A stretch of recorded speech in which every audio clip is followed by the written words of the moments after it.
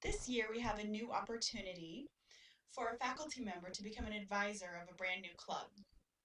The club is a student newspaper, and we haven't had a student newspaper at Leawood Middle School before, so in order to help people understand a little bit more about what the role would look like, we've put together this presentation to inform you of both the role of the faculty advisor, the purpose of a student publication, and what the student expectations would be, as well as in addition to other school staff responsibilities.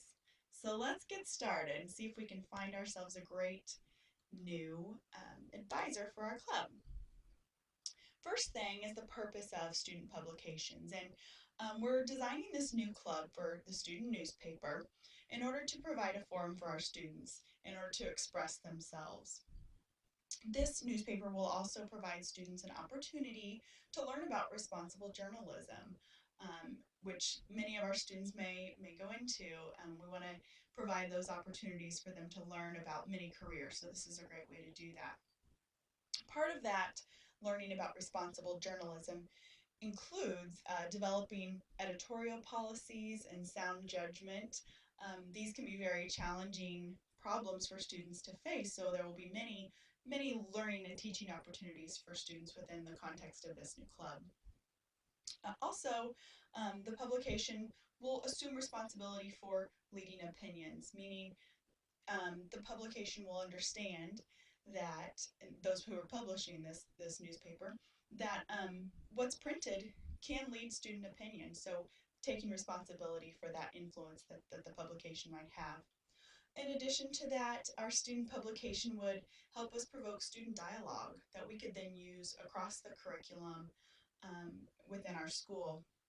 And of course, an opportunity for students to share their opinions. Um, Often they have strong opinions and great ideas, and this provides a really formal and learning opportunity and a formal experience for them to share those opinions in a responsible way.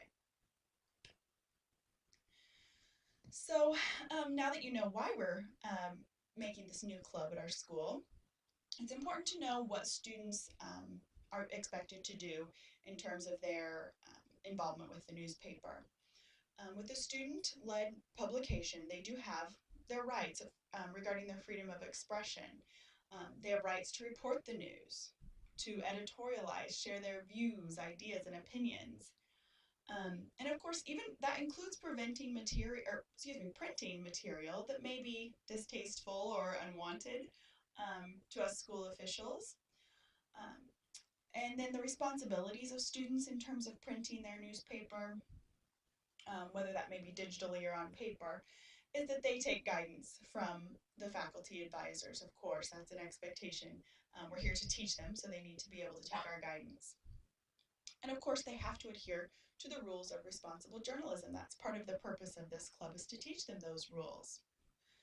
And basically what those rules include are for them to print only constitutionally protected material. That includes, or it means avoiding defamation and libel, avoiding any vulgar or obscene content, and avoiding material that might mock others or be discriminatory or hateful in nature. So students will have to learn what things constitute each of those categories as they're learning how to be a responsible journalist. And of course, being a responsible journalist includes avoiding substantial effect on our school operations. So this is sort of unique to school setting publications in general, but material that's printed cannot substantially change what we do here at school. If it causes substantial disruption in our school, then that's something that we can't allow students to be printing. Now, if you are chosen as the faculty advisor, you have rights as well. Um, First thing is that if students were to publish material that was, again, perceived as distasteful or unwanted material, but it was constitutionally protected and they did it in a responsible way, you as the faculty advisor cannot be punished for that. There's many responsibilities that go along with this position. A couple of them: providing advice for the form, style, and grammar that goes into this publication, as well as the appropriateness of the material. And with our adolescent students, that's something that a lot of times they will need a lot of guidance on. And in addition to that, you are to be facilitating the process for student editors. They have the final decisions for printed materials, um, as far as choosing what goes in the publication. However, what your responsibility is to facilitate that process so they know how to do that and how to make good decisions. Now, on a broader scale, those other of us who are school staff in support of this new club, some of our rights and responsibilities. The school has the right to choose whether or not we want to make this, to finance this school-sponsored publication, and we have chosen to do that, and that's why we're recruiting a faculty advisor at this point. We can always change our mind. That usually is a year-to-year decision. So that's a right that we have every year, depending on need and budget, and things like that. So then responsibilities for the rest of us on the staff, helping to teach those responsible rules of journalism, like we've discussed. It is our responsibility to avoid broad censorship of what students are printing and writing about. We have to respect their rights for freedom of expression. That's one of those basic fundamental parts about being a citizen of the United States. So we want to teach them how to be responsible citizens and while using their freedom of expression. So we have to respect that freedom that they have. It's also a responsibility to develop a policy that allows us as school leaders some review of student publication. Some of those policies will be different depending on whether this publication is considered curriculum-based or non-curriculum-based. If the publication were part of our curriculum, for example, part of a journalism class, we would assume liability as the school for any defamation or libel, which means we would have a greater amount of editorial control of that content. We would have to regulate any content that was inconsistent with our school mission, and that's because the curriculum has to support our school mission. For us, though, at this time, we're choosing to do the club as a non-curriculum-based activity, which provides greater freedom to student editors and less staff control. We do still have to ensure that there's no disruption caused to our school functioning based on what was printed, so that is still our responsibility. And we have to ensure that no defamation occurs, so students might need our guidance in understanding what that is. It's also a responsibility to develop a policy that students understand for how we might review some of their content before it's printed. They have the right to express themselves and editorialize, but it's our responsibility to help them understand what things we might review.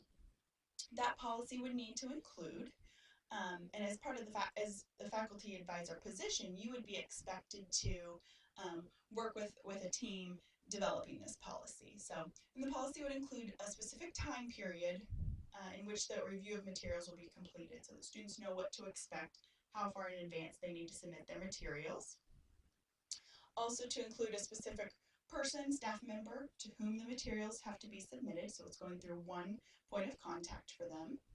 And then in the specific materials that we're requesting as part of the review, which might include some of their sources that we might need to review.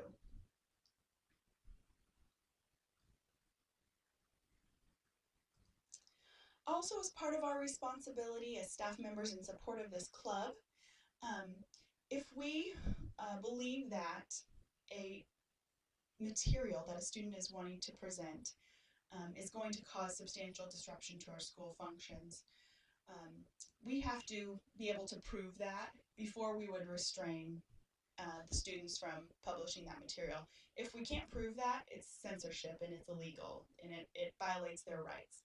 So before we would ever invoke that prior restraint, we would have to be able to prove that it would be likely, the material be likely to cause disruption. And to help protect the students' rights in this area, there are a few safeguards that we have to follow.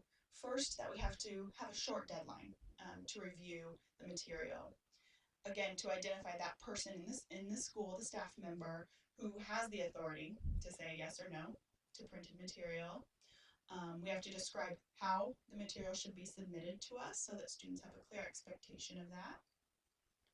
Also, we need to be able to provide details of the content that might be prohibited. So they need examples of things that we wouldn't allow and why we wouldn't allow those. It's their right to have that spelled out in that way. And then that we would need to define the process in which the students could appeal a decision. The staff chooses to invoke that prior restraint before any material were printed. Students should have a right to appeal that decision, and they need to know what that process is so that they can follow it. So that would be part of the safeguards that we would develop as part of our policy as a team with you as the faculty advisor. So we encourage you to submit your application. This is a really unique opportunity to come in on the ground of this new club, and it's such a wonderful teaching opportunity for our students. I hope you are encouraged to do so, and you can email me at the email address shown here on your screen. I'm looking forward to hearing from you.